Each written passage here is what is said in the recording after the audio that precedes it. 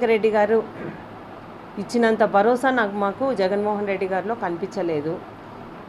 ఎందుకంటే గతంలో 2009 అప్పుడు కూడా మేము పోటీలో ఉన్నప్పుడు మీకు గెలిచిన గవర్నమెంట్ వచ్చిన తర్వాత ఎమ్మెల్సీ ఇవ్వడం జరుగుతుందని దివంగత నేత వైఎస్ రాజశేఖర రెడ్డి గారు హామీ ఇవ్వడం జరిగింది. కానీ అనుకోని సంఘటనలో ఆయన చనిపోవడము మాకు ఇవ్వకపోవడం జరిగింది. కానీ మేము ఆ కుటుంబం మాకు సాయం చేసింది కాబట్టి ఆ కుటుంబానికి అండగా ఉండాలి అన్న ఉద్దేశంతో మేము కూడా ఆ కుటుంబానికి కష్టకాలంలో అండగా ఉన్నాము. 2011లో పార్టీ పెట్టిన తర్వాత మేము పార్టీ వెంట నడవడం జరిగింది.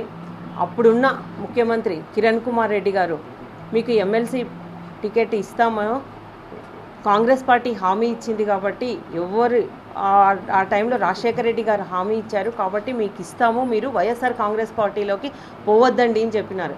కానీ మేము లేదన్నా మాకు పదవులు ముఖ్యం కాదు, మాకు వ్యక్తులు ముఖ్యమని మేము ఆ రోజు కష్టకాలంలో ఆ కుటుంబం ఉందని మేము వైఎస్ జగన్మోహన్ రెడ్డి గారి వెంట నడవడం జరిగింది. కాబట్టి ఈరోజు ఎమ్మెల్సీ పదవుల కోసమో ఎమ్మెల్యే పదవుల కోసం అని కాదు, మాకు మా వర్గాన్ని మా కార్యకర్తలను కాపాడుకోవాలి అన్న ఉద్దేశంతోనే మేము ఈరోజు ఈ వైఎస్ఆర్ కాంగ్రెస్ పార్టీకి అలాగే ఎమ్మెల్యే పదవికి కూడా నేను రాజీనామా చేస్తూ ఉన్నానని మీకు అందరికీ తెలియజేస్తూ ఉన్నాను.